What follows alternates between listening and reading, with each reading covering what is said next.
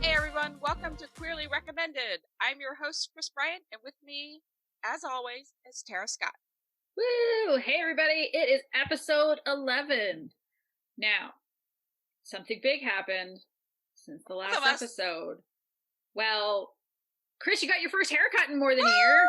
Holy shit, congratulations! Thank you! I got about 8 or 9 inches cut off. So now I can finally, I wish it was all the COVID weight was in my hair, but it really wasn't. But you can at least sit in a chair without injuring yourself. Right, or in bed trying to turn and flip. Because let me tell you something, if you have long hair and you don't put it up and over your pillow, you're going to strangle yourself. And I have tried to kill myself several times. And so I was so happy to finally get an appointment and get it all whacked off. Yeah, that's phrasing. I know. And it was weird because somebody's like, why did you let your hair grow this long? I'm like, pandemic. First of all, I just thought, well, let's see how long I can grow it.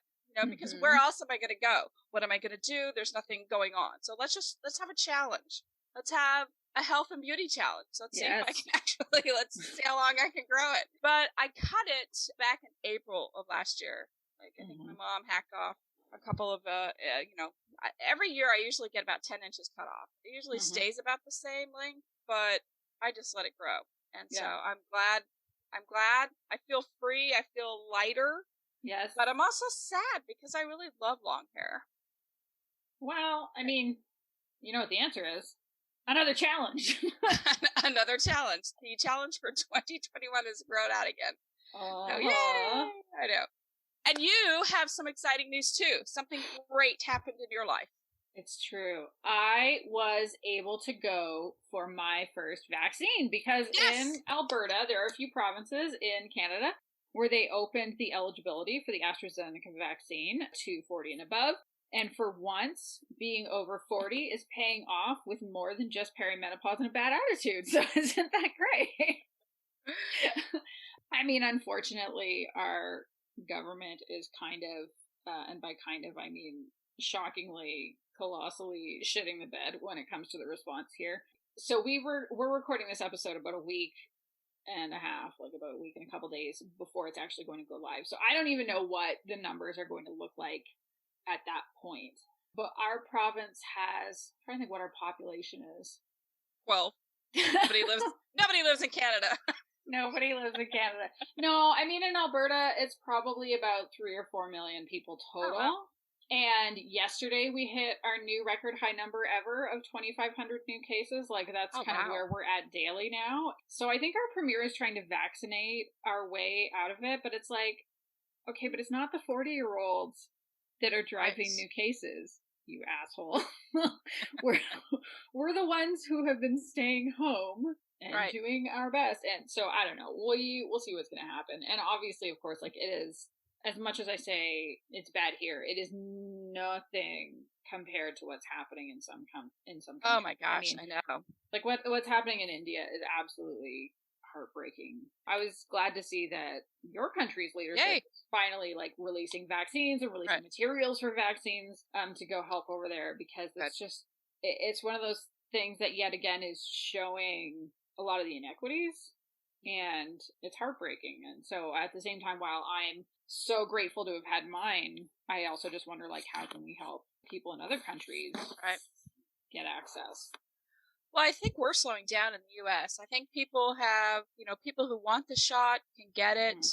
Half of the country is not getting a shot for stupidity reasons or whatever. Or not getting their follow-ups. Yep, and not getting their follow-up shots. And I'm just, like, shocked. I'm just like, I don't understand. And you know what gets me going is I'll go on Twitter and, I'll fall down that COVID-19 vaccine freaking hole. And then I have to like respond, and it's just like, stop it. People are just going to do what they're going to do. And everybody's like, well, when you go into a store, you have to wear shoes and shirt. Why can't you wear a mask? And like, there's this whole, I just don't understand it. I blame Trump. I will always forever blame Trump for everything bad that has happened the last 4 years. Oh, do it. He was trending on Twitter this morning, and I was like, my heart started pounding. I'm like, why? Why? What did he do? And then I was like, oh, wait, he's not allowed on Twitter. It doesn't matter.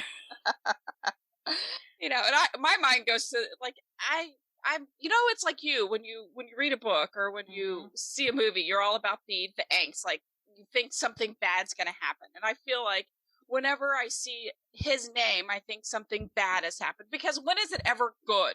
I know. It's like we all just collectively have PTSD now, regardless of if it was your country or not your country. We're all just like, right. Oh, no. So, but how about on a wildly different note, because let's stop talking about that asshole. We have a whole bunch of people to thank on a few different fronts today, because we've had a lot of people reaching out to us, and we're just so grateful, and we want to share the love right on back. So Zap32 reached out to me on Twitter and said, "Loving Edge of Glory by Rachel Spangler. Thanks for the recommendation." That's probably because I have an auto-scheduler that I use to tweet out 5 of my previous reviews a day. I've been professionally reviewing Lesfic for 5 years on a bunch of different sites, and so I think I have 400 or 500 that are kind of in there. And so if you're looking for new recommendations, come find me on Twitter, Tara M.D. Scott. So yeah, that's probably how she found that book. Also, so glad that you enjoyed it. I love that book. That is my favorite of Ray's. Everybody should read it. Oh yeah. Actually, this is going to be perfect, and people are going to find out why later on. But it's like an ice queen figure skater with like a carefree, it's an opposites attract, with this like go with the flow kind of snowboarder, and so good. I love listening to Ray describe all research for all of their books. Love it.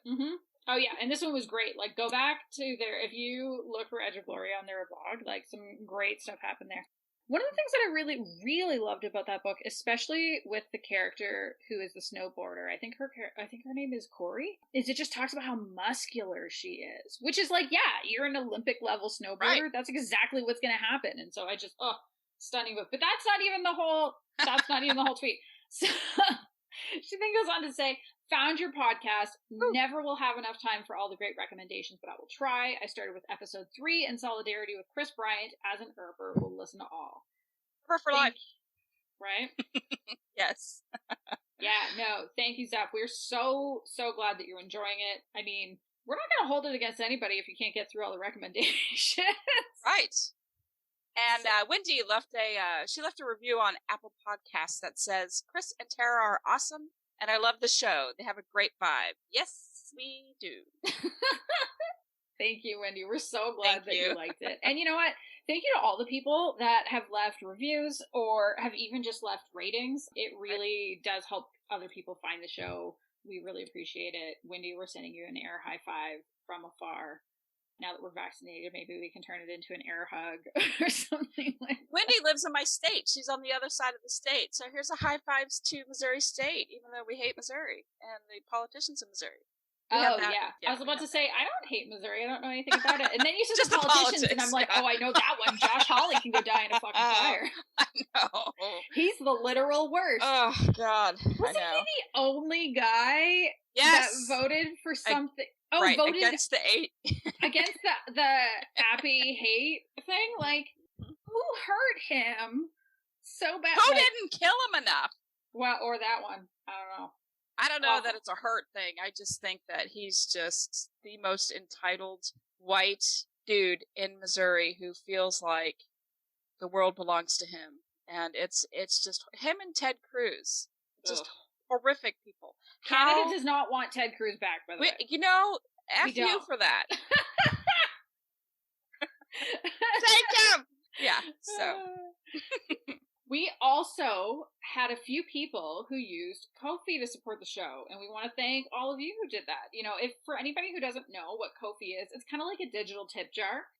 It's a way that content creators like and including us use to let people show their financial support. If you want to do it once, if you want to do it on a recurring basis, whatever you like. I know Kris and I, we are so grateful because it really helps with the costs of running this show.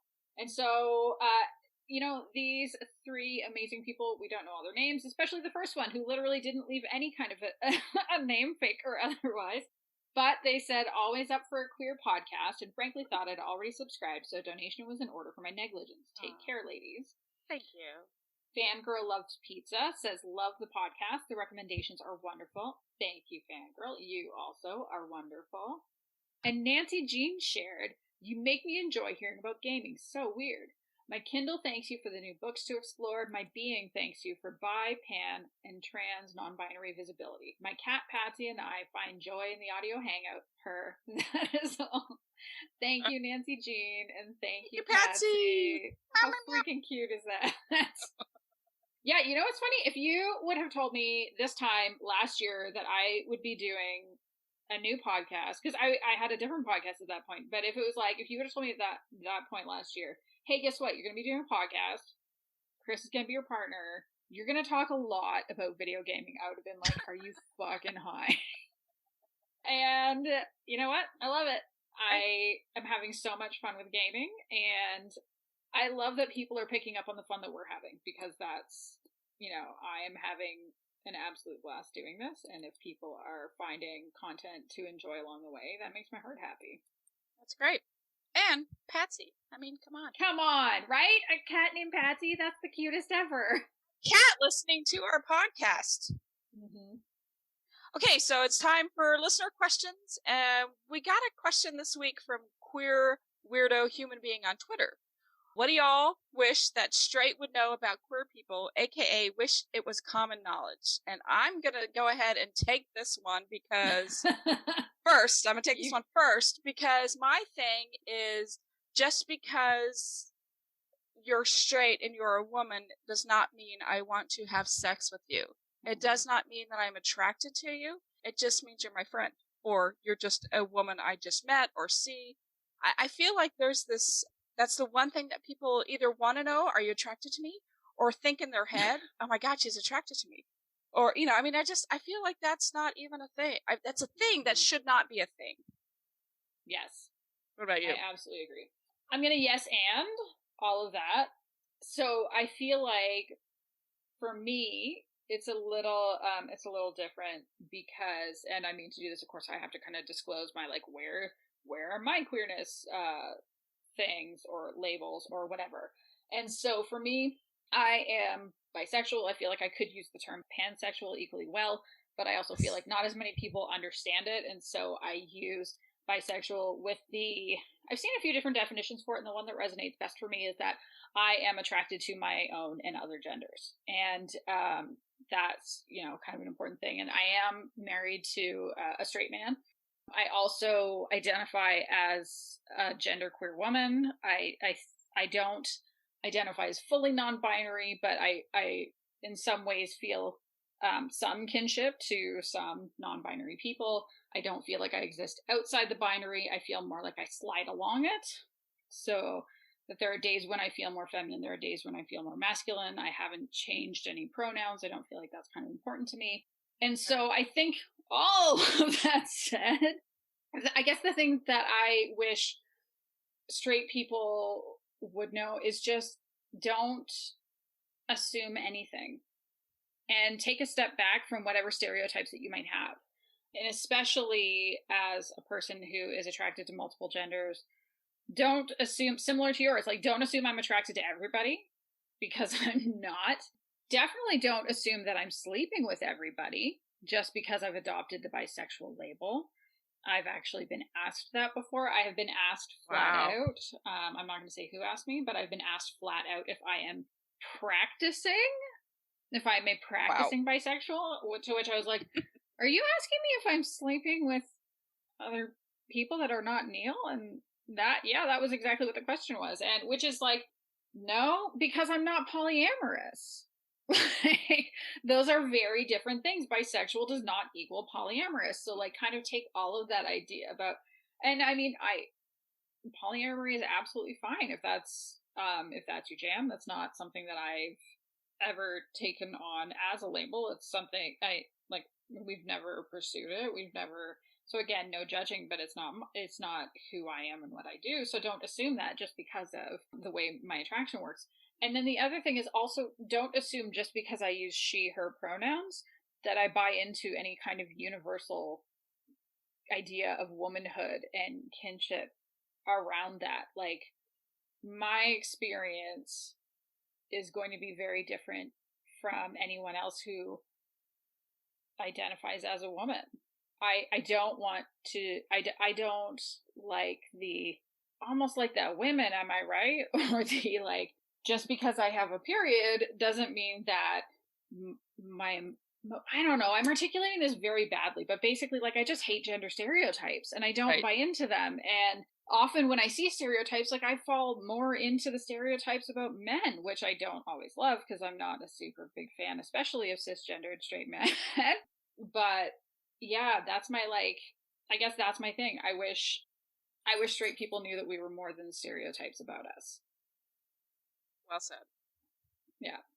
Now, Yurific on Twitter had a question for you and said flat out, probably more for Kris. Number 1, does the author get paid when we listen to their audiobook that is part of the Audible Plus catalog? Number 2, what does the publisher/author get out of making a release quote-unquote Audible exclusive? And number 3, what are the motivations to put on Audible Plus versus full price?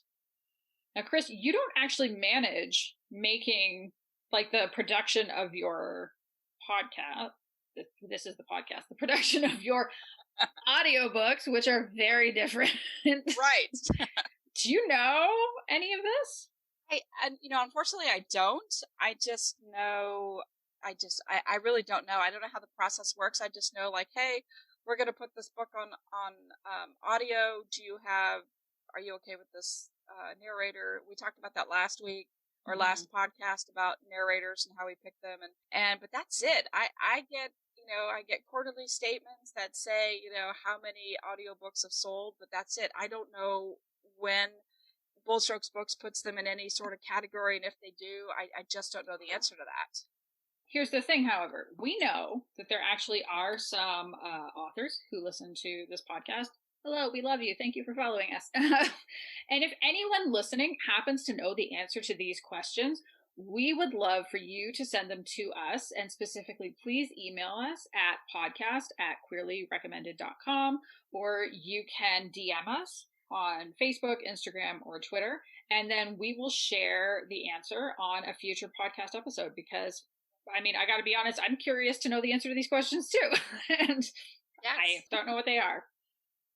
Pause for more tea. Tea? Not coffee? Yeah.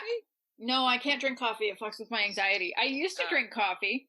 I've had periods in my life, like, I didn't drink any coffee at all until I was in university. And then I drank a lot of coffee when I was in graduate school. And there was one day, so I lived in half of the top floor of this house that was like well over 100 years old. It was one of the historical homes in Kingston, Ontario, because I went to Queen's University there.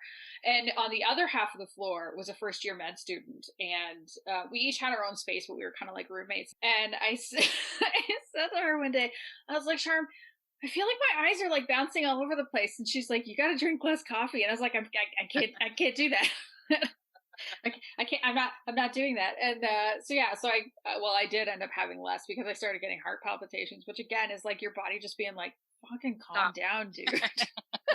But I kept drinking coffee until I cut it out when I was trying to get pregnant with our oldest daughter, because I bought into all of that. Like, no, you need to turn your body into this like perfect sacred temple and cut out all the toxins and whatever bullshit, as if like people haven't been getting pregnant despite, let's just say major challenges of all kinds throughout all of humanity. But she was a baby with colic. I'm telling you my coffee journey now because I'm through the story. And now I got to finish it, right? I can't not finish the coffee story.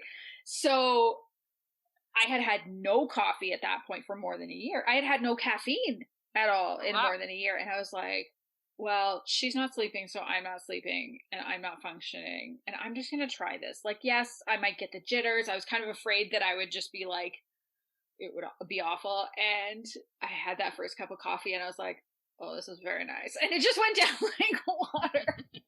And so I kept drinking it until probably about 5 years ago, when I can't really pinpoint it, but my anxiety just started getting pretty out of control, and it was giving me like physical symptoms, and dropping the coffee helped. It wasn't like the full solution, but it was a good part of the solution. So now I'll have like sometimes I'll have like 1 cup of tea in a day, like a black tea, but that's about it. I miss coffee. It's nice. It is nice. I doctor mine up so much. Is it really coffee by the time I'm done with it? Oh. You know, I use like French vanilla creamer, and then I have like a little bit of cinnamon and sugar. Oh yeah, you're having dessert. I'm having dessert. Yeah. Is it coffee? No. Like if I had to drink a cup of black coffee, no, and I couldn't leave the table until I finished it, kind of like how it was when I was a kid and I had to eat Brussels sprouts. Yeah, I couldn't leave the table until I was done. Yeah. I mean, that coffee would be like super cold, and it would be like 3 days later. Because like black coffee to me, you will have peed your pants. Exactly. So it's not my thing, but I have to have like I have to fluffify my coffee. Yeah. Well, that's fair. Sure. Well, how much coffee are you having in a day then?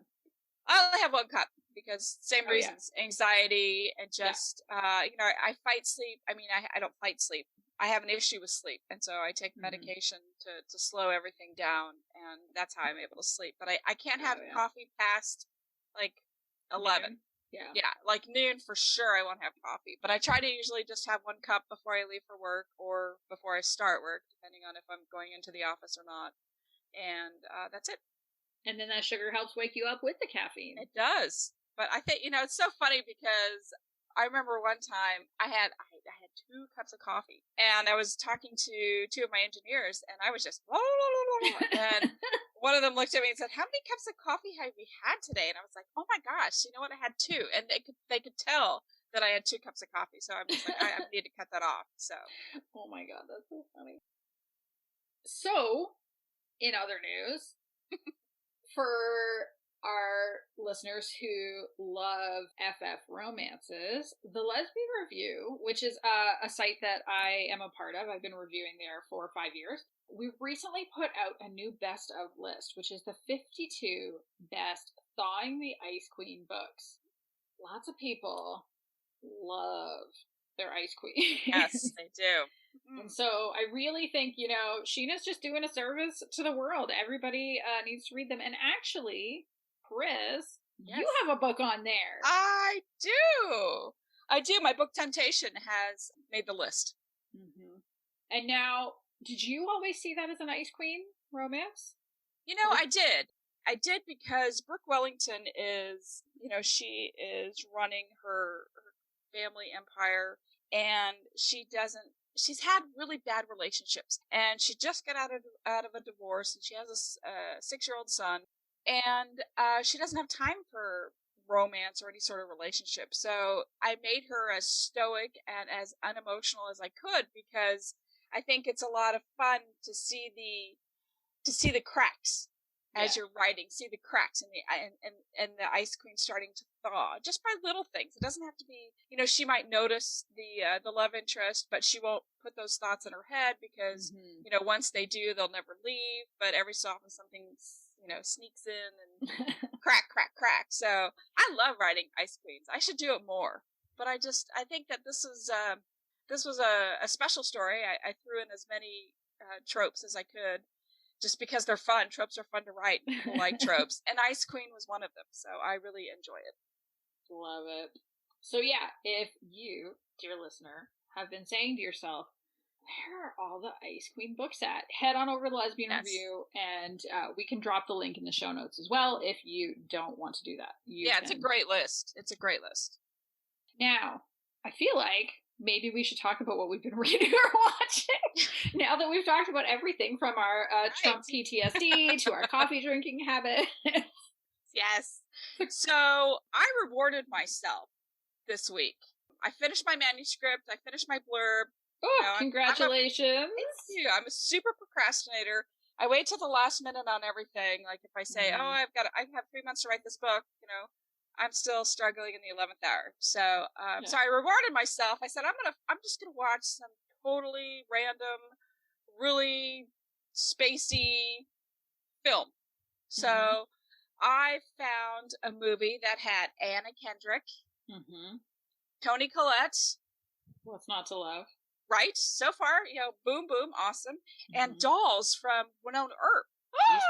He's I was cute. like, This is it. This has got to be the best movie ever. It's a movie called Stowaway, and I didn't like it. Oh no! I did not like it. So it was supposed to be a reward. Anna Kendrick, come on. Was Anna she not Kendrick. good? Like everything about it was just kind of unbelievable.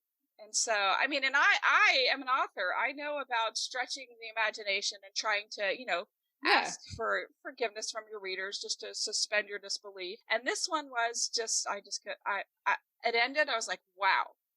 So I do not recommend. Bummer. Have you watched anything good?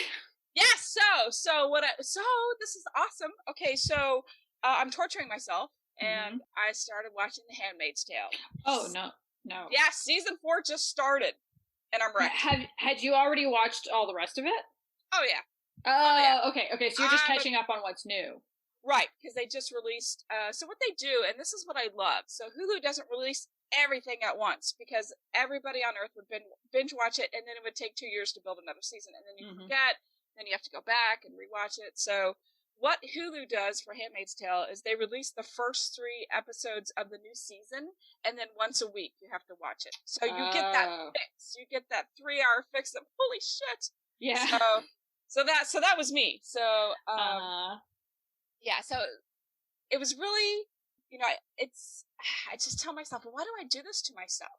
Just when I think I've hit like rock bottom in this show, whoosh, the bottom slips out from underneath me, and I still keep watching it because I have hope or desperation. It's something. I keep watching it, yeah. And it's like, do I have this horrible need to feed my own failures and feel better about them, or why do I continue to watch the show? But I can't stop, so I'm going to go with hope. I have hope for this show.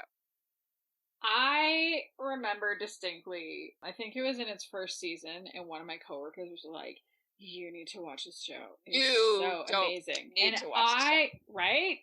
Which already shows that you know me better than she did after she and I had been working together for 3 years. But I was like, no, because first of all, I've read the book. I mean, I haven't read it recently, but like, I read the book. I know what happened there, and I know the TV show is a totally different artifact, but to me, it felt too much like real life. Right. Like, when Margaret Atwood was writing that, I remember reading an interview at some point, and I can't remember if it was like as part of promo for the series. I think it might have even been years before that, but they were like, how did you come up with this world? Because it's this kind of like, it's a dystopian future, but at the same time, she's like, I looked at history. Like, it's not that hard to figure out. Right. Things like this have happened before, and it's not that inconceivable. And it was like, we saw steps towards it with your last president and his government. Like, there were the only thing was that there wasn't some like catastrophic event that like wiped out all of government so that some fascist came in. It was like, no, the fascists got voted in. Right. So to me, it felt, especially watching the abortion restrictions that were going in like state by state, what was happening there to me felt very like, oh no, like it's just real life at this point. Like, I don't want to. No. Also, it seemed like it would be kind of rape-tastic, which is not my thing. Right. I don't know if people know that about me. Big secret. You do. It's also, shocker, why I never got into Game of Thrones. I tried 4 episodes of it, and Neil was like, so are you enjoying it? And I said, it's very good. And he's like, sure, but are you enjoying it? And I was like, no. Tough one. I mean, yeah, there are some really tough shows out there for women to watch. Yeah. Or anybody who's sensitive. And I think, like, I watched Game of Thrones too. Like, for sure I watched it. Yeah. And Handmaid's Tale. It's I think it is hope. It's like, okay, surely this is going to get better. Like, surely this is going to get better. And so it's this hope thing that's inside of me that's like, I'm invested in this because, like, sure shit, this could happen here in this country. Yes. Freaking Josh Hawley running for president in 2024 or 28 or whatever. Like, this could happen. I could totally see this. It's just, and so I was like, and since history repeats itself, I'm like, okay, I'm going to be prepared. That's why I watch zombie stuff, because when the apocalypse comes, I'm going to be prepared. That's right. You'll have your action plan in place. I have my action plan. So do you have your slow zombie action plan? Do you have your fast zombie action plan? Yes. I even have drivers. I know who's going to be driving. Like, and what kind of cars I'm going to be driving. So it's funny. It's just kind of funny because, it's for fun, really. But seriously, I think that I watch this stuff because to see, like, if something like this could happen, like, what is happening, especially politically. I have to stay attuned, to everything that's going on in our politics to make sure that like, we don't regress anymore. So. So did you watch anything else? Yes. So because I didn't torture myself enough, and I hate my friend Tiffany for recommending it, but she said to start Cruel Summer, and I want to say that's also on Hulu. So is it a TV show or a movie? It's a TV show. It's a series, and it's about angsty teenage life, and like there's like it's I don't know why I did this to myself. I was shredded over Handmaid's Tale, and I went straight into there down the slippery slope, and now Tiffany's not your friend anymore. Tiffany can suck it because she has given me some really bad advice and suggestions. So, and Cruel Summer, I think, is one of those where it's released all at once, or maybe it was from a while ago and I'm just now watching it. I don't know. But I only made it through 3 episodes, so that's where I'm at. Oh my god. What about you? What are you reading and watching? So funny. I know, enough of this hardship. So in terms of what I'm watching, so Neil, Amanda, and I are watching, because this is an ongoing thing. We continue to watch things with Amanda. We started rewatching. So Amanda had never seen the Clone Wars TV series, which is like from Star Wars. It's this animated series, and actually, she'd never seen Rebels either. I can't remember which one we were talking about first. We were like, you haven't seen it? And so we're starting a great rewatch of the series. And we also started watching the show Shadow and Bone on Netflix, which they like. They like it very much. I hate a lot of the people in the cast. We've talked about how, like, I'm a sweet baby. I don't like cruelty. Yeah. I don't like watching cruelty. And there's a lot of cruelty in this show. And so what I do is I play a game on my Switch while I listen, and they actually watch and pay attention. And that is working out better. In terms of what I'm watching for myself, so Drag Race US is over. The season that seemed like it would never end. They actually, they went 4 episodes without an elimination. They had like 2 or 3 double saves. Like, it was insane. But I mean, also, if you're going to have an extended season, like, yeah, you know what? The Quarantines is the time to do it. Give everybody, thank you, Mama Ru, for giving everybody a gift. We all needed that. They're in the top 4. There were 2 that I especially wanted one of them to be the winner. There was another one that I would have been quite happy if she won. And then there was one other one that I was like, no, absolutely not. No. So, of the 2 that I wanted to win, one of them made it to the final 2 and actually did win, which made me so happy. So that's Simone. Absolutely stunning drag queen. So beautiful. Very funny and campy at times. Also, really committed to using her drag to showcase Black excellence, which I loved. Absolutely loved. So good. And I was very, very happy that she won. I would have been equally happy if Gottmik won. Gottmik is the first trans man to compete on RuPaul's Drag Race, and had some looks that were so gorgeous, and especially in that finale, I was like, oh my god, how like the artistry and just incredible. The person that I did not want to win made it to the top 2, and I was like, what the fuck is happening? Like, television, that's what's happening. And I mean, I have nothing against, like, Candy Muse is that drag queen. I have nothing against her as a human. I am not going to be that person who is going to, like, talk a bunch of shit, because, like, some of the drag queens that compete on Drag Race, especially queens of color, get a lot of hate.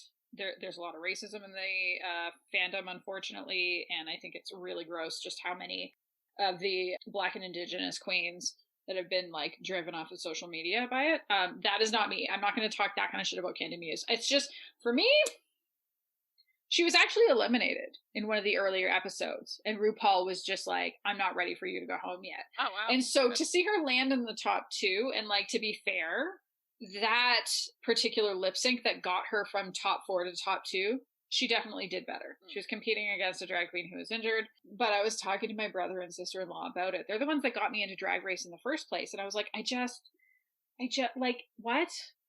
She got to top 2, and my sister-in-law said, yeah, it's kind of like that kid in class who gets the answer right in math, but like can't show the work for how they got there. And I was like, yeah, that feels right. So, yeah, I mean, I'm a little sad that it's over. And I was like, well, what am I going to do now? Well, in good news, Drag Race Down Under started. Oh, nice. So it was like we went from 1 week to the end of Drag Race US to Drag Race Down Under, and that's been really fun. I kind of love that they opened it up. I think it was originally supposed to be Drag Race Australia, but COVID happened, and so New Zealand basically told the TV and film world, you know what, we don't have COVID here if you want to do your productions here. And so that's where it ended up being. So there's 3 New Zealand queens there. There are a couple of Aboriginal queens. Some of them are so good. And my favorite in particular, I think this might also be my favorite drag queen name that I've heard in a while. Tell me.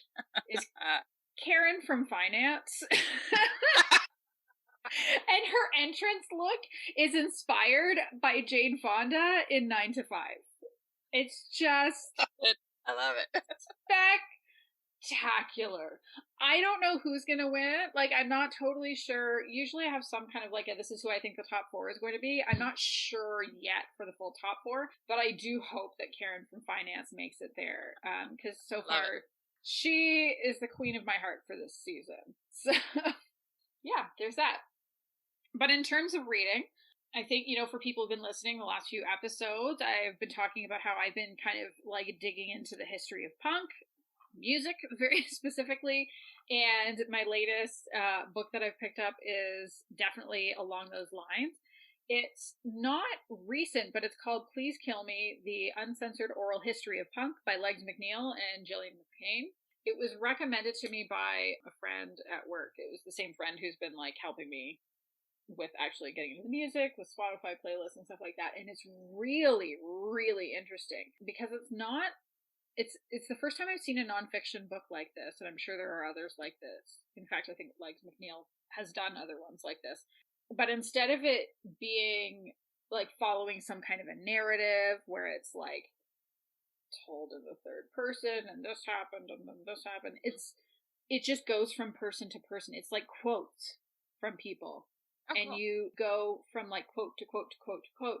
And the way it's laid out is what tells the narrative. And so, say like in the prologue, it talks not only about Velvet Underground, but talks a lot about Velvet Underground, because that's like, you don't get the punk scene without Velvet Underground. And so you see, and especially with that, like the first album, that the one with the banana on it, the one that Andy Warhol was involved in developing. And so you'll go from like somebody talking about how they brought Nico into it, and then you hear from Nico, and then you hear some guy, like there's this one guy who's like, everybody got to bang Nico but me, and it's like, well, you sound like an asshole. And then this other person who's like, Nico banged almost nobody, and I was like, oh yeah, he is an asshole.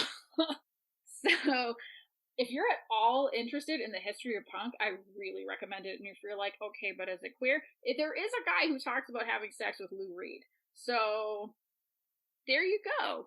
There's a little bit of, there is a little bit of queerness there. Lou Reed also sounds like a colossal asshole from what I've read so far. And good news, he had a fantastic voice, so I guess it worked out. Yes. It is clear, like, when you go into it, you just kind of got to know that, like, women were not treated super well in this scene. And so that's, like, you have to be prepared to take we're learning this. I think we're learning this. Early rock, punk, just about any sort of music, I think we're seeing, and life in general, I mean, women were not treated well. No. And there's very much, like, any hole is a goal vibe to a lot of these guys, which sucks. But at the same time, it's like you either want to learn about this history or you don't. Right. So I would say it's one of those, like, very much your mileage may vary. On a wildly different note, I'm also reading a romance. This is the part that's going to shock people because it has a man and a woman together. But it's still queer because she's bisexual. And so the book is called Hang the Moon, and it's by Alexandria Bellefleur. And if her name sounds familiar, it's because she wrote a spectacular FF romance, one of my favorite romances of all of last year, called Written in the Stars. And so this book has Brendan and Annie getting together. So Brendan is the brother of Darcy, one of the leads from Written in the Stars, and Annie is Darcy's best friend. So this is Brendan and Annie's book. So Brendan runs a successful dating app.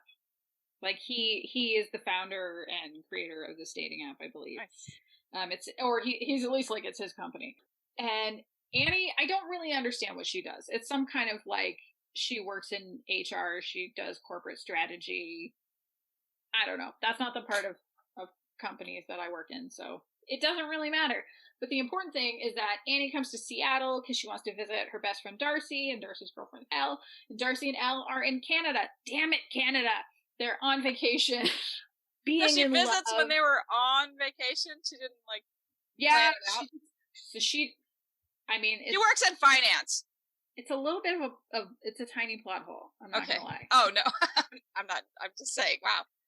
She decided to surprise them. Okay, that makes sense. But you're right. It is a touch of a plot hole because, like, she literally just shows up. Like, she just, like, flew there with all her shit and was like, "Hey, I'm in your airport," and Darcy's like, "I'm in Vancouver," and so Darcy says, "Go stay at my apartment.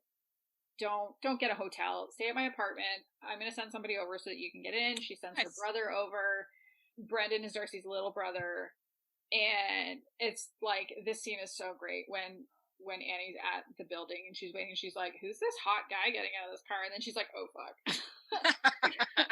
And so he learns that she is quite cynical about love. She doesn't really think it's a thing. She doesn't think true love is real. And he is like the squishiest, cinnamon rolliest. He absolutely believes in love. And I've just gotten to the part where, like, he has decided he is going to make her believe in love, and he is going to do it by wooing her. And of course, this is a romance, so they will be together in the end. But I think what's going to happen is that while trying to show her love, he is going to be completely fucked in the feelings department. It's going to be great. It's so cute. I love revisiting this world.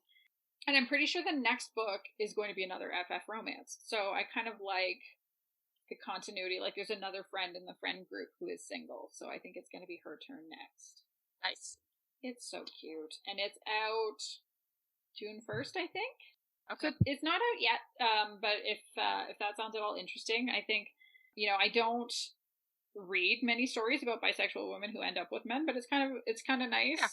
And I just love how sweet Brendan is. I think that's the thing. Like, part of what drove me away from reading romances with men as love interests was because it was that, like, I think I talked about that on a previous episode about how it was like the alpha dudes were all the rage. Yeah. And like, you couldn't really find these like squishy, sensitive, sweets. Right. Exactly. And that's like, I'm not married to a dude bro.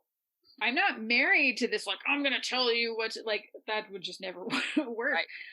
And so for me, like, I love finding, I don't search for them very hard, but like when I come across characters like that, where it's like, yeah, the dude is actually like really sweet and really lovely. Rebecca Weatherspoon wrote one.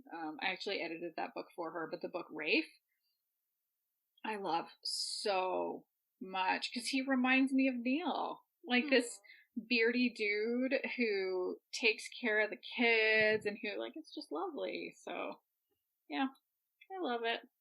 But yeah, Hang the Moon. It's coming out. Go get it. Now, I'm just going to say, Kris. Yes. What is your official recommendation this week? Okay, so I loved U.S. version of Queer as Folk. from years and years ago. Like, who didn't love the asshole Brian and the adorable Justin? Anyway, Peter Page, he played Emmett in the series Queer as Folk. And he directed a movie last year called The Thing About Harry. And he also stars in it. So here's the synopsis. Okay. It's kind of like I pulled it from the internet, and then I also added a few things because I didn't feel it was complete enough. So here's a synopsis. Sam is a young gay man finishing college, and it's somewhere in Chicago, who's forced to share a car ride with Harry, a popular jock who was his enemy in high school. So apparently they go to the same college. Oh. So friends of theirs are getting married, and they beg Sam to give Harry a ride back home because of they're having an engagement party. So their home is Liberty, Missouri, which is 10 miles up the road from me. So I'm like, okay, cool, I'm there. But that's not really the point why I watched it. That was a bonus. When I saw it, I was like, oh my gosh, Liberty, Missouri. That's a nice bonus, though. It was because, I mean, the Midwest.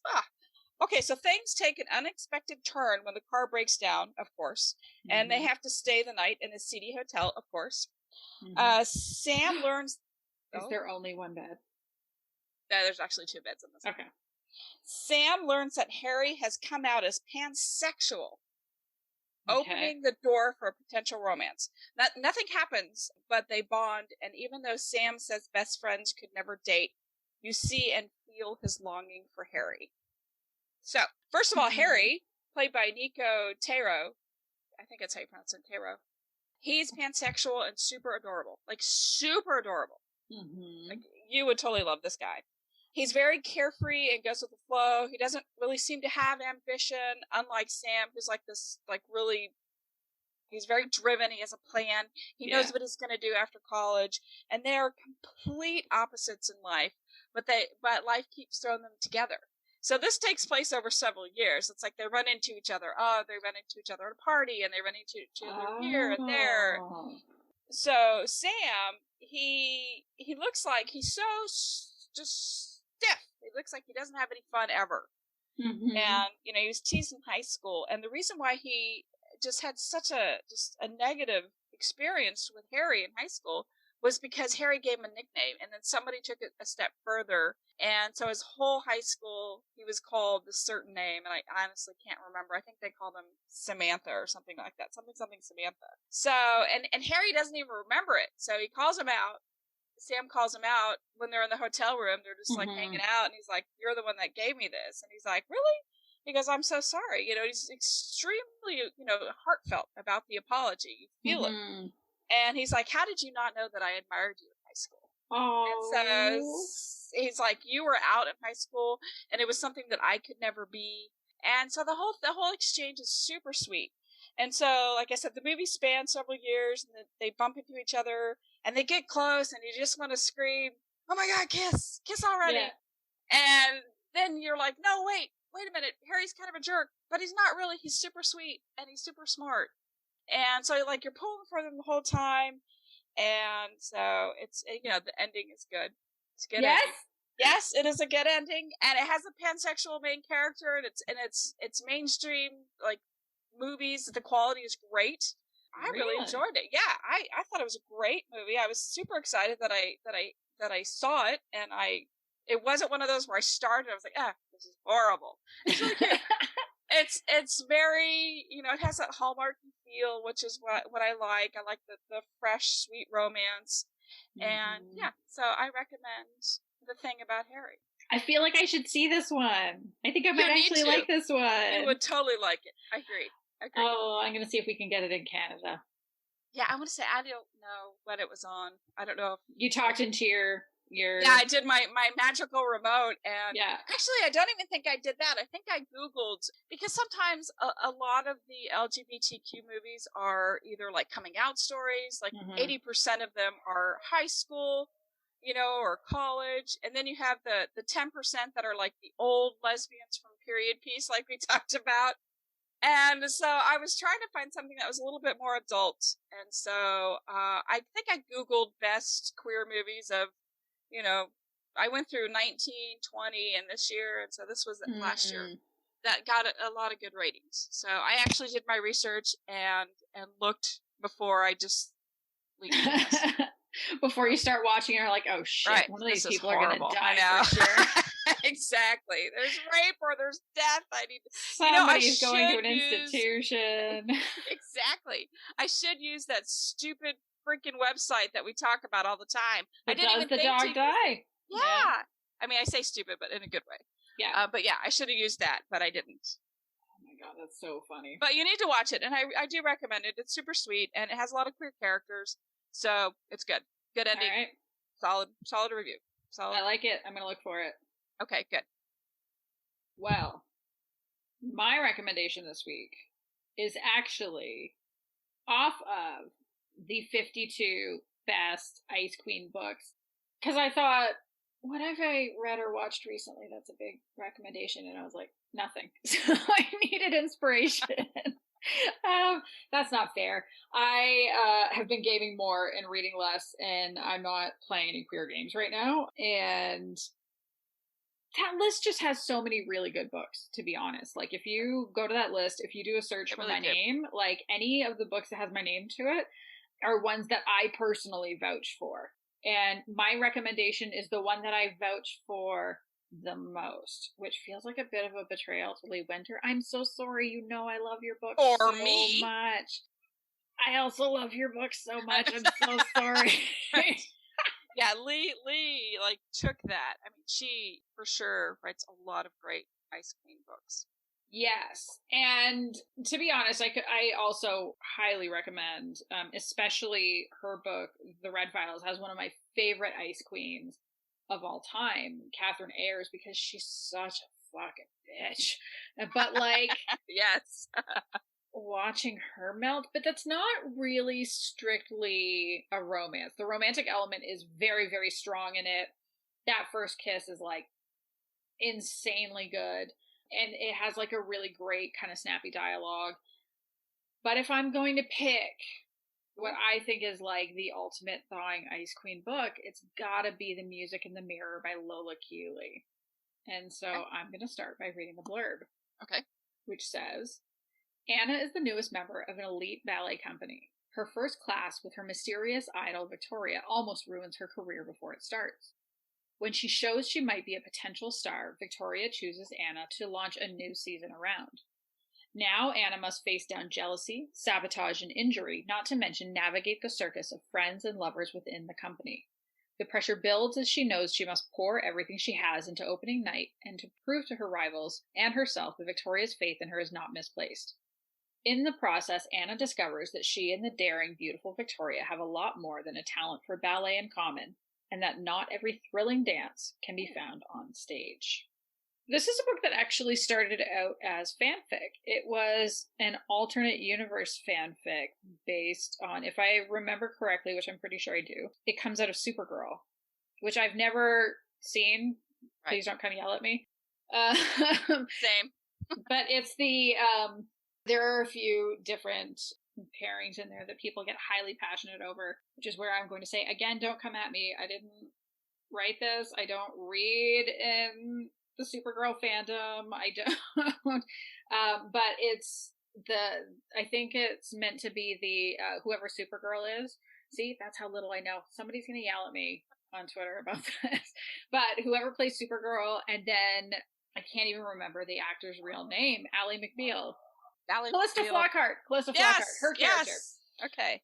And so it's that, like, it's got that age gap pairing thing, and oh man, in terms of Ice Queens, like, Victoria for sure is like one of the iciest. Yes. And it's not like they have instant chemistry or anything like that. Like, sometimes you see in those, you see that, but I think the thing that makes this story especially special, like really just so beautiful, is that there is so much passion in it. And it's not just passion for each other, but they actually, they really kind of come together over a mutual passion for ballet. And because they both love the craft of it so much, and they really kind of bond over that then finds its way into their relationship. I don't think you could just like take away the ballet. Like if you took away the ballet, it wouldn't be the same. Right. Because that drives so much of it. And it's really interesting. Like, Victoria used to be a principal dancer, and she was the one who was like in the spotlight, and she had, she ended up with some kind of an injury, as is not uncommon for athletes of any kind. And so now she's kind of like, she has to prove that she can put on a really great season. And this is kind of her, in some ways, it's almost like her last shot to really continue to be somebody in this world. I'm trying to remember, like, I haven't read this one in a little while, but it's so good. And when the list came out, I was like, no, this is definitely, like, this is my recommendation. Even if I don't have time to reread the book, people need to read this book because it's so freaking good. And the way she's able to just spot that talent in Anna, that she can see that, like, okay, Anna doesn't have all the skills, but she has the raw talent and she has the fire that's necessary. And she does not pull any punches in training her. Like, it is rough and it is raw, but it's so beautiful. The only warning I'll give people, and I think I actually gave this warning when I reviewed it, is that the structure is a little different than what I was used to with most romances, because even when you're almost at the very end, it's like, are these people going to actually end up together? Oh my god, what's happening? Because usually that's resolved, I don't know, a good, 10% from the end or something? Right, like 90%, right. Not so with this book. And there's a tiny epilogue, which I'm so glad there was. I think it really, like, if there was a book that needed an epilogue, this was the one. I am greedy, so I wanted more in that epilogue, but it still wraps it up very, very nicely. Because that's a pretty thick book, if I remember. Isn't it pretty long? Yeah, it's definitely, it's a full-length romance. I read it on my Kindle, so I don't remember for sure. But it is not a novella, and it's not on, like, the shorter end of full-length romances. So whatever the upper end is, that's probably roughly where it is. It's so good. And, like, I really, if you like, you have to like Ice Queen romances, though. If you don't like Ice Queens, you're gonna hate this book. But if you like Ice Queens, like, if you love them like I do, like, this is one of the best, especially for FF romances. So that is all for this episode. Thank you so much for joining us and my barking dog, who's very mad at probably somebody walking a dog across the street. You know what? Fuck it. That's just, like, that's life in our house. The dog barks a lot. If you've enjoyed the show, please subscribe wherever you're listening to your podcast so you make sure you don't miss an episode. If you do listen on Apple Podcasts, please consider leaving a rating or a review. We love you very much. We would really appreciate it, just to, like, help other people find the show so they can hopefully get some pretty decent recommendations too. Nice. Or if you want to connect with us on your favorite social media sites, just search for Clearly Recommended on Instagram, Twitter, or Facebook, or email us at podcast@clearlyrecommended.com. Goodbye, everybody. Bye.